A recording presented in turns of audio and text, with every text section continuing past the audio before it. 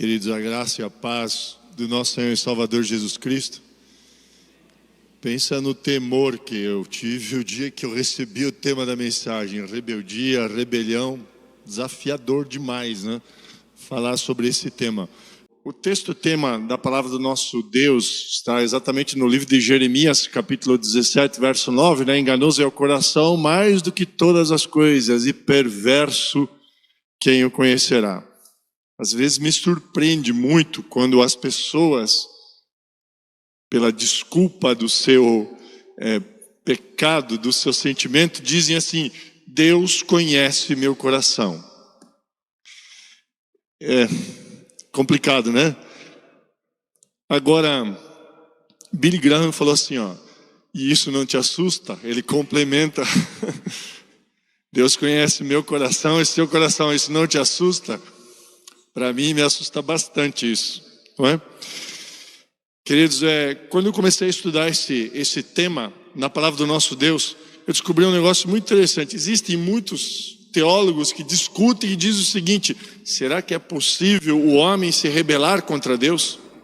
Será que é possível uma rebeldia do ser humano contra Deus nos dias de hoje?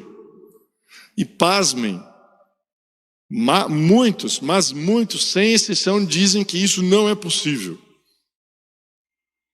Incrível, né? E ao estudar esse tema, eu cataloguei só no Antigo Testamento 50 passagens falando de rebeldia e rebelião, rebeldia e rebelião. E no Novo Testamento, no mínimo 23. Então eu discordo de todos esses teólogos e fico com o que a palavra de Deus diz. Sou obrigado a fazer isso. E eles estão errados. Nesse ponto, creio que estão errados.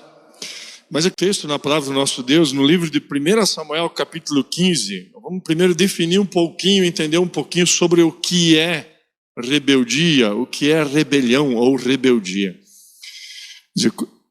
O nosso Deus, ele classifica isso como algo muito pesado. O texto que nós lemos aqui, 1 Samuel, capítulo 15, verso 23, diz assim: porque a rebelião, algumas traduções dizem, porque a rebeldia é como o pecado de feitiçaria. Na nova versão transformadora diz assim: a rebeldia é um pecado tão grave quanto a feitiçaria. É impressionante, né? Sabe que é uma coisa interessante, às vezes, quem que viveu os anos rebeldes aqui? Todo mundo passa por isso, né? As gerações sempre têm os rebeldes, né? Os anos rebeldes. Se a pessoa soubesse o que é realmente a rebeldia, né? Não seria rebelde. Mas a palavra de Deus, ela compara esse pecado à feitiçaria. Mas a nossa pergunta é: por que Samuel disse isso? Vamos entender esse contexto primeiro. Nós vemos que Deus, ele havia escolhido a Saul para ser rei de Israel. Se nós olharmos lá no capítulo 13, Saul, ele inicia o reinado dele cometendo certas loucuras. Uma das primeiras coisas que ele faz, Samuel estava demorando para chegar, era uma guerra contra os filisteus. A primeira loucura que ele fez foi lá no primeiro livro de Samuel, capítulo 13. Quem oferecia os holocaustos, antes do rei ir para a guerra, sempre se sacrificava um cordeiro, era o sacerdote. Agora, Samuel, ele tinha uma característica muito interessante, né? Samuel, ele era 3 coisas ao mesmo tempo. Ele era o último dos juízes, ele era sacerdote, mais sumo sacerdote, e ele era profeta.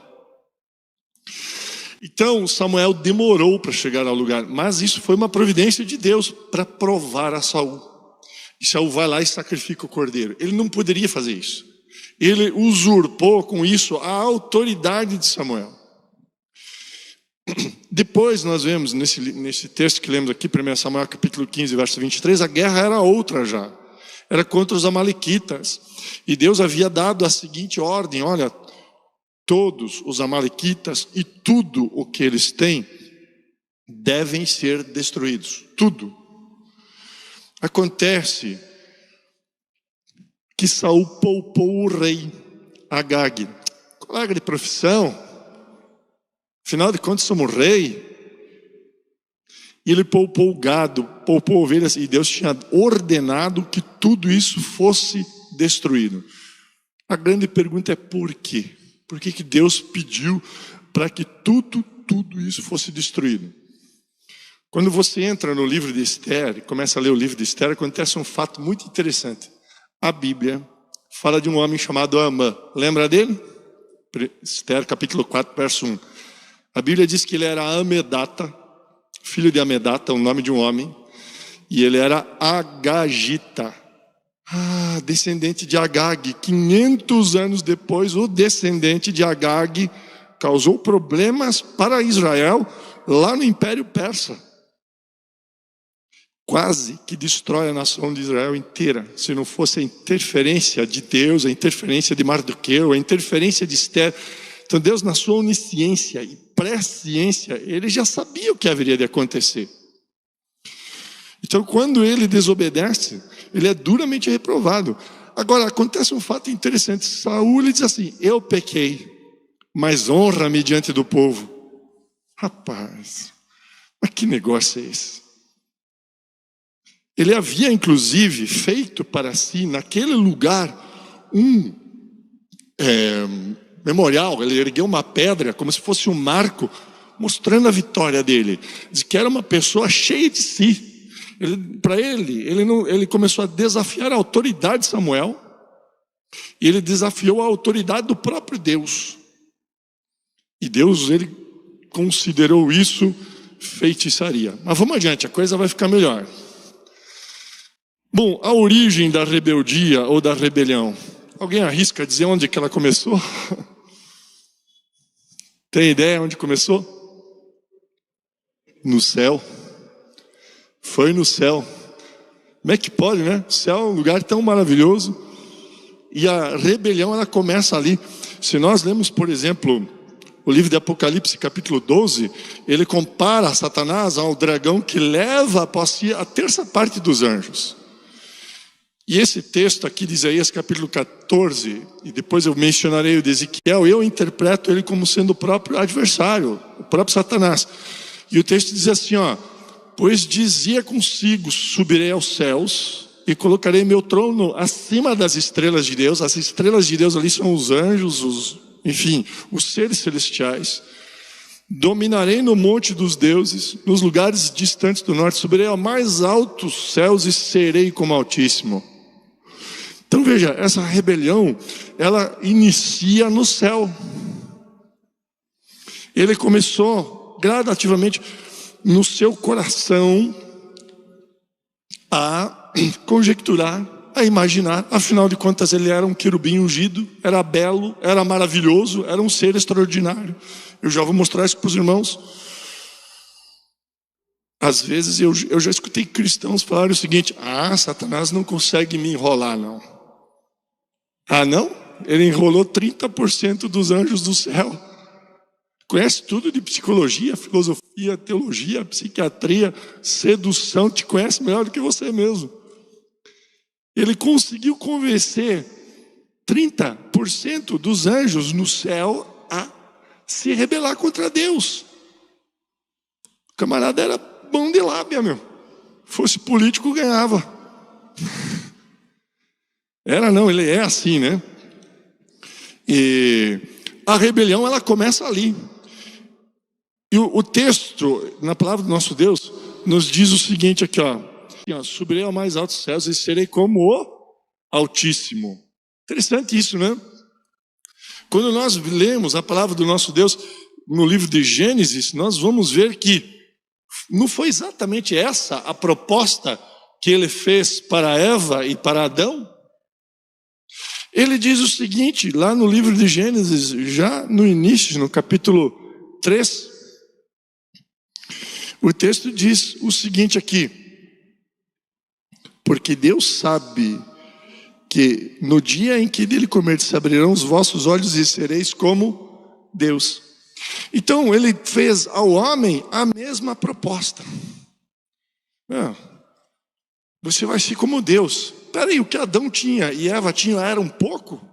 Será que era pouco? Eles tinham imortalidade. Eu quero fazer uma distinção entre eternidade e imortalidade. Veja, anjos são imortais. Eu e você temos uma alma imortal. Eterno só Deus é, porque ele não tem começo e não tem fim. Então, o que Adão tinha, ele não envelheceria, ele não teria doenças, ele não conheceria o pecado, ele via Deus face a face na viração do dia. Não era pouco, mas ele queria mais. Mais o que? Ser como Deus, igual a Deus. Então nós vemos que a rebelião sempre é isso. Eu quero mais, mais. Isso nasceu no coração de Satanás, e isso nasceu no nosso coração, no coração do ser humano. Eu achei muito interessante o livro de Ezequiel. Como eu falei no começo, eu iria interpretar esse texto como sendo Satanás. Eu vou me justificar dizendo o porquê. O livro de Ezequiel, capítulo 28, ele faz uma alusão muito interessante. O texto diz assim: filho do homem, levanta uma lamentação sobre o rei de Tiro. Vocês vão ver que não é o rei de Tiro aqui, tá? O rei de Tiro. E diz-lhe, assim diz o Senhor Jeová, tu és o aferidor da medida. Ele era em metro. Vamos ver se um metro é um metro, um quilo é um quilo. O aferidor da medida, cheio de sabedoria, perfeito em formosura. Estavas no Éden. O rei de Tiro estava no Éden? Não, né? Então quem que é o sujeito e quem que ele está falando? Né? Do caixa curta. Está falando dele lá. Estavas no Éden, jardim de Deus. E ele diz, ele chama ele no verso 14 assim: tu eras querubim ungido. O rei de Tiro era um querubim? Não. Para proteger, e te estabeleci no monte santo de Deus, estavas no meio das pedras afogueadas, são pedras em brasa, andavas. Perfeitos eras nos teus caminhos desde o dia em que foste criado até que se achou iniquidade em ti. Veja, o rei de Tiro foi criado? Não, ele foi concebido. Então tem vários elementos aqui para a gente considerar isso aqui como o próprio Satanás. Mas vamos lá. Verso 13, Ezequiel capítulo 28, verso 13 diz assim: estavas no Éden, jardim de Deus, toda a pedra preciosa era a tua cobertura, a sardônia, a topázio, o diamante, a turquesa, o ônix, o jaspe, a safira, carbúnculo, a esmeralda e o ouro. Eu contei 9. 9 pedras. Está aqui no texto. Porém, nós vamos olhar aqui, tem 12. Estão vendo 12 pedras aí? O sacerdote, o sumo sacerdote, ele tinha um peitoral com 12 pedras. Sobre isso, cada pedra representava uma das tribos de Israel. Olha que coisa maravilhosa. Então, da esquerda para a direita, eu gostaria, o 1 deveria estar aqui, tá? Deveria estar aqui, porque Ruben perdeu a primogenitura, mas vai lá. Ruben era o sárdio, Simeão o topázio, o Levi o carbúnculo, e assim, cada uma das pedras representa uma das tribos de Israel, exatamente na mesma ordem que está aqui, só que no texto que nós lemos, faltam essas 3, que é o berilo, o ônix e o jaspe. Estão faltando, são justamente referência a essas 3 tribos de Israel. Estão faltando essas pedras. Quer dizer que esse querubim que Ezequiel está vendo ali, estava faltando essas 3 pedras. É como se o peitoral dele estivesse incompleto. A pergunta é: por quê? Acontece que essas palavras hebraicas, para essas pedras, elas têm significados além das pedras. Então vamos lá, uma das pedras que estava faltando é o jacinto. Jacinto. Essa pedra, ela significa literalmente, em hebraico, é lechem. Tenta pronunciar aí, lechem. Lechem. É difícil, né? Tem que falar. Significa humildade. A gente vê que a primeira coisa que está faltando é a humildade. A outra era a ágata. E ágata em hebraico é shevó. Fala shevó. Significa honra. Então estava faltando nesse peitoral a humildade e a honra. E depois a ametista. Essa vai ser difícil. Ahlamá. Fala ahlamá. É difícil, eu sei que é. Ahlamá significa obediência. Veja, obediência é o contrário de rebeldia. Então, Deus está denunciando esse querubim e mostrando que ele não é bem o que ele achava que ele era. Porque veja, essa era uma função, essas pedras cabiam ao sumo sacerdote. E, queridos, sacerdócio implica em humildade, implica em honra, implica em obediência. E ele não tinha isso. Ele perdeu isso. O texto diz assim: tu eras perfeito até que se achou iniquidade em ti. Eu acho muito triste esse texto. Se você lê o texto no hebraico, ele é tão impressionante. É como se esse ser estivesse vestido dessas pedras. Você já parou para pensar? Uma roupa de pedras preciosas. E as pedras refletiam o quê? A glória do Eterno, a glória de Deus. Existe um ser na Bíblia, lá em Isaías 6, são os serafins. A palavra seraf significa pegar fogo incandescente. São os que protegem ali o trono de Deus, os guardiães da glória de Deus, ficam de dia e de noite falando: santo, santo, santo. Eu acho esse propósito da existência maravilhoso, porque vem os atos de justiça de Deus, seu eterno poder, sua glória.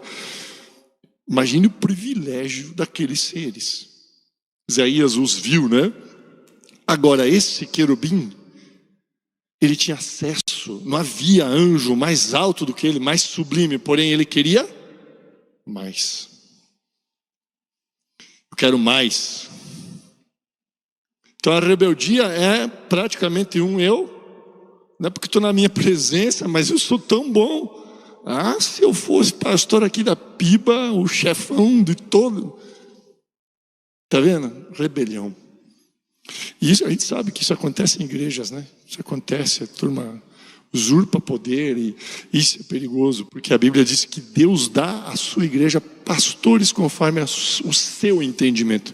Então, quando se usurpa, você está usurpando uma coisa que Deus estabeleceu. É perigosíssimo isso aí, muito perigoso. Vamos adiante. Aconteceu um negócio interessante. Eu falei do Éden antes, né?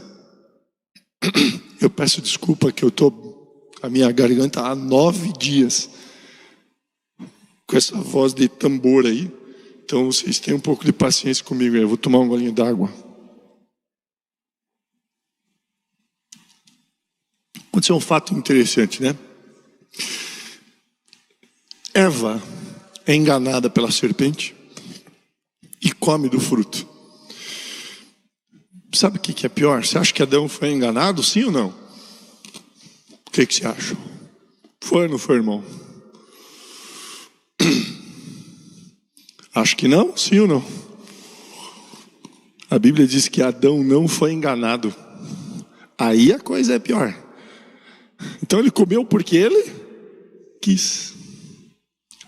A gente fala mal de Eva, tadinha da Eva, ela foi enganada, mas Adão não foi. Se você ler o texto no hebraico, ele estava do lado dela e falou: Eva, o que você está fazendo aí, meu? Se liga aí. Acorda. Mas ela dá para ele. O texto diz que eles saíram, fizeram para si aventais de folhas de figueira, se esconderam entre as árvores do jardim, e aí Deus vai ao encontro deles. E, na verdade, é um grito, é uma lamentação de Deus. O que você fez? Onde você está? Deus sabia onde Adão estava, sabia, mas ele queria mostrar onde ele estava e onde está agora. Ele iria morrer. E aí o diálogo de Deus, Gênesis capítulo 3, verso 13. Você comeu do fruto? É que no português, infelizmente, a gente não consegue ler isso dessa forma. Mas no hebraico está assim: eu comi, e se tiver oportunidade, vou comer de novo. Mulher braba, né? Chegar para Deus, ó, eu comi mesmo, e se bobear, vou comer de novo. Muito sério o que ela falou, da forma como ela falou, como ela afrontou a Deus. O que aconteceu? O que foi que aconteceu? Rebelião contra Deus. Então, é muito triste isso. Essa palavrinha hebraica aqui, eu irei comer de novo. Não cuido para ver se não vou. E o ser humano, ele é assim: eu pequei, mas vou pecar de novo. Fiz e vou fazer de novo. E faz de novo. Então veja, a gente vê na fala de Eva rebeldia contra Deus. Muito triste. Bom, veja só, os acadêmicos não gostam muito do que eu vou mostrar hoje, mas vou mostrar mesmo assim, deixa eles. Não sou tão acadêmico assim. Existe um outro fato sobre a rebelião muito interessante. Se nós lermos o livro de Gênesis, capítulo 11, verso 3, qual foi a ordem de Deus? Multiplicai-vos e enchei a terra. Só que o texto, ele diz assim, o livro de Gênesis, capítulo 11, verso 4, diz assim: depois disseram: venham, vamos construir uma cidade com uma torre que chegue até o céu. Algumas traduções, e o hebraico ele diz isso, Bechamaim, ao que está escrito aqui em hebraico aqui embaixo. Deixa eu ver se eu consigo me acertar com você. Volta. Eu fiz alguma coisa errada aqui. Deixa eu ver se eu acho aqui, Bachamaim. Isso aqui o final é em plural. E diz assim, façamos-nos uma torre que toque no céu. É no sentido de afrontar a Deus. Não, vamos tocar no céu. Às vezes eu escuto pessoas falando assim, jovens muitas vezes falam assim: meu corpo, minhas regras. Falei, pois é, mas o céu é de Deus e as regras dele são lá. As regras são dele. Deus me aceita como eu sou. Não, Deus não aceita você como você é. Nem a mim. Deus não te aceita como você é. Deus te perdoa, mas Ele quer que você seja diferente. Então esse texto, quando ele diz assim, tocar o céu, é como se eles fossem literalmente tocar no céu. Não, vamos tocar no céu, vamos desafiar o Todo-Poderoso. E o texto diz assim: façamos-nos um nome. E um nome que toque no céu. De novo isso. Eu serei como Deus. Vamos tocar no céu. Nos dias de Moisés, olha que bonito isso aqui. Isso aqui é maravilhoso. Eu vou sair um pouco da frente aqui. Hoje, nos nossos dias, se escreve assim, com essas letras. Mas nos dias de Moisés, se escrevia assim, desta forma, com desenhos. Então esse primeiro desenho aqui, ele representa uma casa, uma planta baixa de uma casa. Isso aqui é a porta de entrada, e aqui é o primeiro quarto da casa. Por isso essa letra chama Beit, que significa casa. Essa letra aqui, que é o Shin, parece um W, significa esses dentes da frente aqui, dentes incisivos, significa mastigar, destruir, consumir, roer. Terceira letra aqui, é da direita para a esquerda, significa águas, por isso que tem essas ondas de água. O Yud, que é essa pequenininha aqui, é um braço com uma mão. E de novo aqui, o símbolo da água. Isso é tão interessante, porque quando ele diz isso, olha, a nossa casa, ela vai consumir, ela vai destruir, ela vai tocar. Braço significa tocar, e 2 vezes a letra men aqui é mais de uma vez, continuamente. É como se o ser humano estivesse dizendo o seguinte: nós vamos tocar no céu, vamos desafiar o Eterno, o Altíssimo, continuamente. Por isso que aparece a letra 2 vezes aqui. Incrível, né? Existe uma história por trás da letra. Vamos adiante aqui. Vamos lá. A Bíblia fala mais sobre rebelião. Deixa eu ver o meu tempo. Ela fala mais. Ela diz assim, ó, no livro de Isaías, capítulo 58, verso 1 e 59, verso 12, existe uma palavra para rebelião ou rebeldia um pouco diferente. Isso aqui tem o som de um P. Então, a bechá, pechai, ou pechá. Diz assim, essa palavra significa que além de rebeldia ou rebelião, ela indica culpa que provém dela. Quer dizer, a rebeldia é culpa.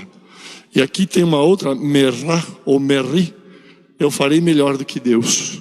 Significa literalmente isso. Se nós lemos o livro de Jeremias, capítulo 50, verso 21, tem um texto onde Deus ordena a destruição de uma cidade chamada Merataim, que significa duplamente rebelde. Então o hebraico tem essas coisas, né? Eu pergunto, alguém de nós poderia fazer melhor que Deus? Às vezes a gente acha que sim. A gente ora e parece que não vem a resposta da oração. Não, eu vou interferir nesse negócio aqui. Eu conheço uma pessoa que fala assim, sempre fala assim, eu vou lá falar umas verdades. Falei, por que você não só ora? Ah, mas está demorando muito. Está interferindo, você sabe fazer melhor do que Deus. Então, essa palavra meri significa literalmente isso. Eu não vou falar isso, senão vou criar um problema, deixa eu falar. A palavra meri tem outros sentidos ainda, mas vamos lá. Agora, essa pesquisa, um texto clássico sobre rebelião, encontra-se justamente no livro de Números, capítulo 16, verso 1. Eu fiquei extremamente impressionado com esse texto, já o li muitas vezes, mas quando você para, estuda ele, você vê situações impressionantes. Então vamos ver o que aconteceu com a turma aí. A Bíblia diz que um homem chamado Coré, ele mais dois amigos, Datã e Abirão. Então a Bíblia diz assim, ela faz questão de registrar nomes. Ela diz assim, ó, e Coré, filho de Izar, filho de Coate, filho de Levi. Genealogia tem coisas impressionantes. Um dia, se o pastor Rubens deixar, a gente aborda isso aí. Veja só, e Coré, filho de Izar, filho de Coate, filho de Levi. O texto começa assim, por quê? Vamos lá, Coré, ele era levita, trabalhava no tabernáculo. Ele era descendente de Levi. Se você olhar, ele era primo de Moisés. O sujeito era primo de Moisés. Ele fez amizade com Datã e Abirão, filhos de Eliabe, e Aon, filho de Pelete, filhos de Ruben. Então veja, um era descendente de Levi e os outros dois descendentes de Ruben. O que aconteceu nesse texto aqui?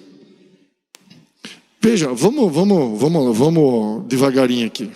Estes homens viram a Deus descer no monte. A Bíblia diz que quando Deus entrega os 10 mandamentos, o monte todo fumegava. E Deus deu uma ordem, os anciãos e os príncipes vão subir no monte. Vocês lembram disso? Já leram isso? Eles viram isso. Eles viram Moisés vir com as tábuas da lei.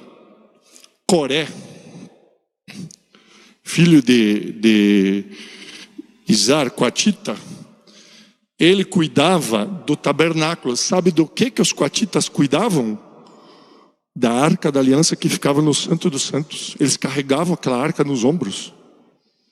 Eles cuidavam da arca da aliança, da mesa dos pães da preposição, que ficava no santo lugar, do candelabro de ouro. A Bíblia diz que no tabernáculo haviam coisas santas e coisas santíssimas. Então ele tinha acesso dentro do tabernáculo aquilo que era mais santo. Para pensar. O privilégio de Coré. Quem que entrava no Santo dos Santos? O sacerdote uma vez por ano. E ele tinha o privilégio de carregar a arca sobre os ombros. Não era pouca coisa não, gente. A coisa era...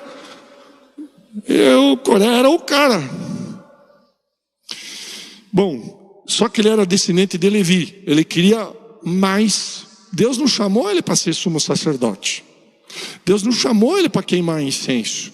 Deus chamou ele para carregar a arca. Deus chamou ele para isso. Eu estava de bom tamanho se pudesse só olhar para o tabernáculo. Mas ele queria mais. Bom, ele era levita. Agora, dá uma olhadinha onde ele morava. Vamos lá? Vamos entender isso aqui. Essa era a disposição das tribos, tá?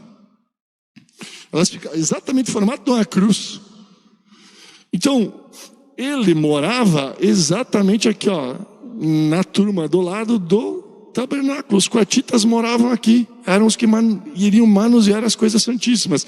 E ele fez a aliança com Datã e Abirão, que eram da tribo de Ruben, ó, o vizinho aqui. Do ladinho aqui, ó. E Coré começa com a mesma conversa de Satanás no céu. Coré fala assim, ó, eu sou levita. Por que Arão tem que queimar incenso e fazer os holocaustos?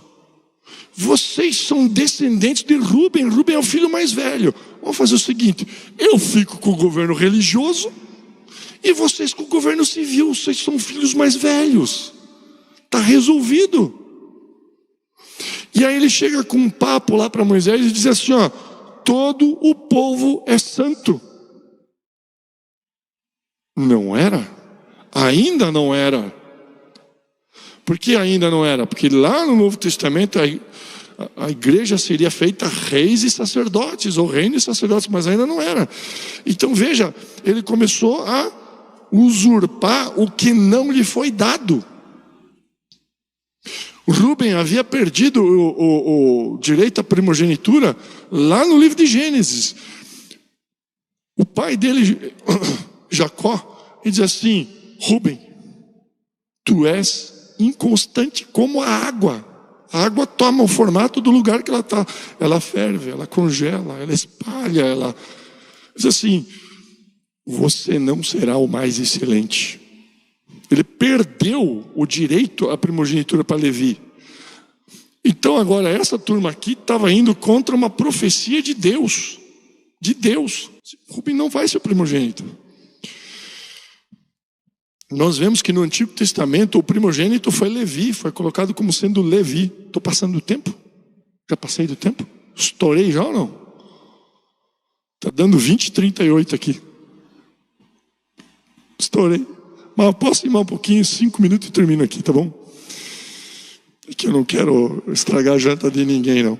Então eles estavam reivindicando. Aí olha só, Moisés, ele cai sobre o rosto em terra. Se você ler capítulo 16, verso 6, ele fala assim, peguem os incensários, preparem os incensários de vocês, vamos diante do Senhor. E eu, quando li esse texto, eu falei assim, como assim?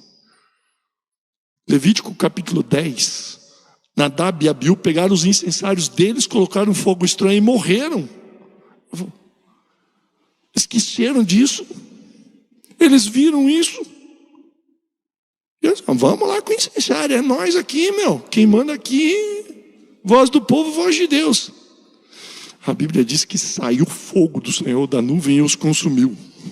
Vocês acham que acabou? Acabou nada, meu. Lê depois o capítulo 16, verso 41, a turma, toda a congregação de Israel diz assim, mas no dia seguinte toda a congregação dos filhos de Israel murmurou contra Moisés e contra Arão, dizendo, vós matastes o povo do céu. Coré da Tabirão nem era tão ruim, a terra engoliu eles vivos. Sabe o que aconteceu? Uma praga saiu no meio do povo e matou naquele dia milhares, 14.700 pessoas morreram. Já pensou? Então a rebelião não é uma coisa, a rebeldia não é uma coisa, faz parte da nossa natureza caída, pecadora. Agora vem a parte boa, tá? Se nós olharmos a palavra de Deus, nem todos os coraitas morreram. Mas os filhos de Coré, os que não se rebelaram, escreveram 12 salmos, 42, 44, 45 e até 80 e pouco. E veja só, quando um homem ele é sensível à voz de Deus, não é rebelde à voz de Deus, ele consegue escrever isso aí, como o servo anseia pelas correntes das águas, assim suspira a minha alma por ti, ó Deus. Eu vou explicar. Por que ele escreveu isso? Será que esse servo, essa corça, Estava com sede? Não. Esse animal, ele corre e sua muito, e solta um odor forte, forte, forte. E ele se torna alvo de predadores pelo fato dele cheirar forte. Então ele procura por água para entrar e se lavar e ficar protegido. Agora ficou lindo o negócio. Eu e você temos um odor forte de pecado, de rebelião, de tudo que não presta. Mas a água, que é a palavra, vós já estáis limpos pela lavagem da água, que é a palavra. Lindo, né? Ficou top esse salmo agora, né? Assim suspira a minha alma por ti, ó Deus. A minha alma tem sede. Aí sim se toma da água, se lava na água. E aí o leão, que é o adversário, procurando quem possa tragar, não vai te achar. Porque ele não vai achar em você cheiro de rebeldia, de rebelião, de nada de um desses temas que abordamos esse mês. Porque a água do Eterno, ela nos lavou. Quando eu entrarei e me apresentarei ante a face do Senhor? Aí você pode. O dia que você recebeu Jesus, o seu pecado foi perdoado, você foi lavado. Você não é mais considerado rebelde, mas é filho. Aí você pode entrar na presença dele. Amém, queridos? Deus abençoe.